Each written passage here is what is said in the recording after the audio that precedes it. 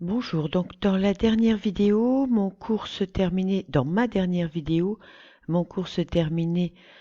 par la fin du grand 2 production des gamètes par méiose, donc toutes les étapes de la méiose que je vous ai expliquées. Théoriquement, ensuite, je passe au grand B, brassage au cours de la méiose. Alors c'est ce que je vous ai demandé de faire également, mais au travers d'un cours fait par un collègue sur YouTube. Donc, ce grand B va être modifié. J'ai modifié le plan du coup, mais moi je travaillais sur l'analyse de croisement. Donc, je vous conseille ici de faire une page à part qui sera une fiche de méthode sur comment analyser les croisements, notamment chez la drosophile. Alors, on va se baser sur le livre qui est bien fait pour ces explications au niveau de la page 15. Donc, vous avez ici deux drosophiles que l'on met en présence, qu'on appelle des parents. Ces parents ont pour particularité, pour phénotype, d'avoir les ailes normales pour celui-ci, donc des ailes de mouche classiques, et pour l'autre, des petites ailes, donc des vestiges d'ailes qu'on appelle des ailes vestigiales. Donc on étudie ici un seul caractère, c'est du monohybridisme.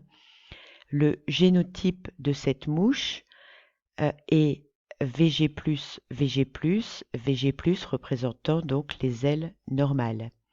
Et VG pour vestigial, c'est l'allèle muté qui est récessif, qui est caché. Alors ça, il faut, pour le prouver, faire un croisement. On part toujours de deux parents que l'on dit homozygotes, c'est-à-dire qui possèdent les deux allèles identiques pour le gène.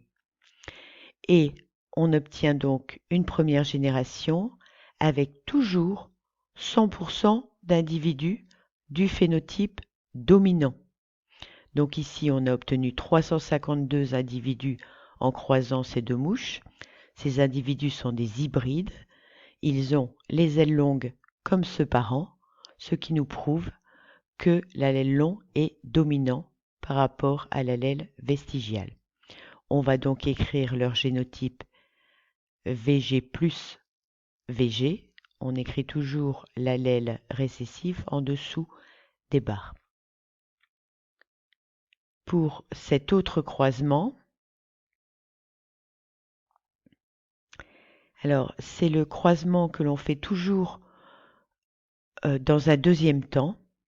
On croise ces individus F1 qu'a priori on ne peut pas reconnaître par rapport à ceux-ci,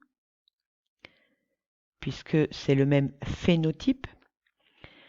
Donc on les croise, on ne connaît pas leur génotype, on voit leur phénotype mais on ne connaît pas leur génotype, et on les croise par le parent 2. Pourquoi? Parce qu'il est de phénotype récessif et donc forcément VG-VG. Alors ici, ils se sont trompés dans la représentation. J'ai barré ici parce qu'il n'a pas les ailes longues, mais il a les ailes vestigiales. On obtient donc une deuxième génération qu'on appelle F2 back-cross, c'est-à-dire croisement test.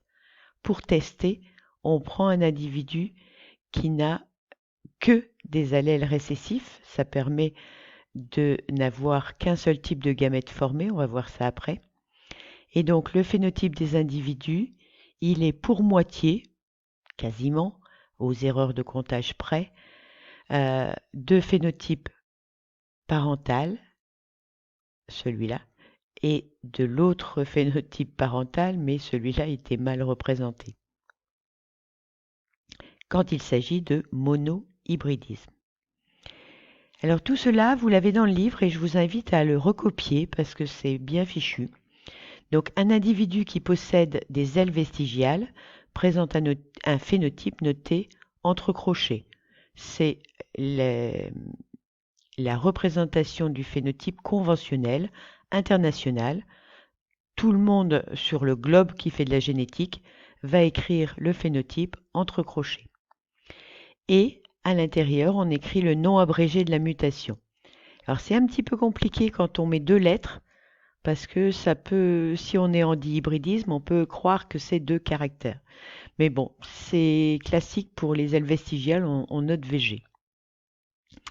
Par opposition, le phénotype sauvage est désigné par le nom de la mutation, donc VG, suivi de plus, soit VG+.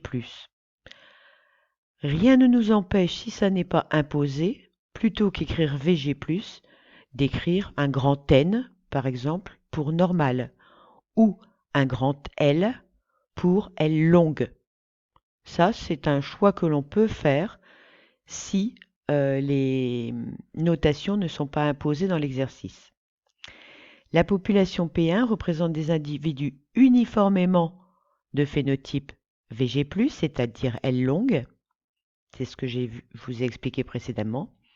Si on croise les individus P1 entre eux sur plusieurs générations, les descendants seront tous VG+. Cela prouve que P1 est une lignée pure. Il n'y a pas d'allèle caché dans leur génotype. Suite des explications.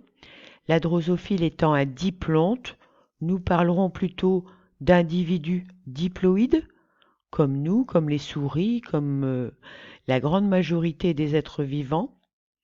Chaque cellule somatique, c'est-à-dire cellule non sexuelle, est diploïde. Un chromosome et par extension un gène est présent en 2 exemplaires.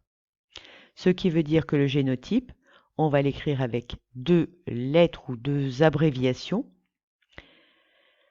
Pour un homozygote, c'est-à-dire de lignée pure, on écrira donc VG+, la version de l'allèle, la même version de l'allèle, derrière 2 barres verticales ou horizontales, on peut l'écrire l'un au-dessus de l'autre, c'est plus pratique dans un cours, mais c'est pas du tout pratique à l'ordinateur.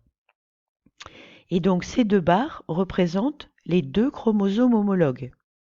C'est très important parce que quand on aura à les séparer pour former des gamètes, eh bien il n'y aura plus qu'une seule barre et un seul allèle écrit.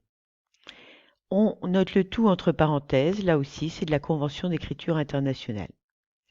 En croisant au hasard un individu de P1 et un individu de P2, on obtient une descendance hybride, on l'a vu tout à l'heure, de phénotype uniformément L longue, tous VG+, comme pour P1. L'allèle correspondant est noté VG+, et on le dit dominant. La méiose d'une cellule diploïde fournit 4 gamètes haploïdes. C'est pour ça que vous devez bien connaître la méiose, parce que pour faire des exercices de génétique, c'est vraiment indispensable. Chaque gamète ne contient qu'un chromosome de chaque paire d'homologues. Un hybride F1, lors de la fécondation, a donc reçu de chacun de ses parents un allèle différent. Il est donc hétérozygote pour ce caractère, 2 allèles différents. L'allèle VG ne s'exprime pas en F1, il est récessif. Et là, on le démontre. Pour confirmer l'équipement allélique de F1, on croise au hasard un individu de F1 avec un individu P2, qui est donc, je vous le disais tout à l'heure, homozygote pour l'allèle VG. Pendant la méiose chez un individu F1, 2 cellules sur 4 reçoivent l'allèle VG+, les 2 autres l'allèle VG. Donc statistiquement, 50% des gamètes contiennent l'allèle VG+.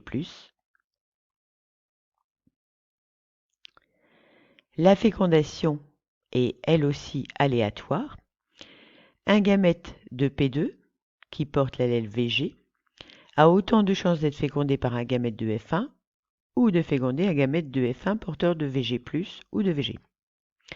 Croiser des individus d'une population dont on ignore l'équipement allélique pour un caractère avec des individus issus d'une lignée récessive pour ce caractère constitue ce qu'on appelle un croisement test, là aussi je vous l'ai signalé tout à l'heure, ou encore back-cross, c'est-à-dire croisement en retour puisqu'on utilise le parent récessif. Les généticiens utilisent ce croisement test pour déterminer les pourcentages alléliques en fonction des pourcentages phénotypiques observés. On arrive ensuite au brassage et donc là, on verra des exercices en dihybridisme, en TP jeudi. Merci de votre attention.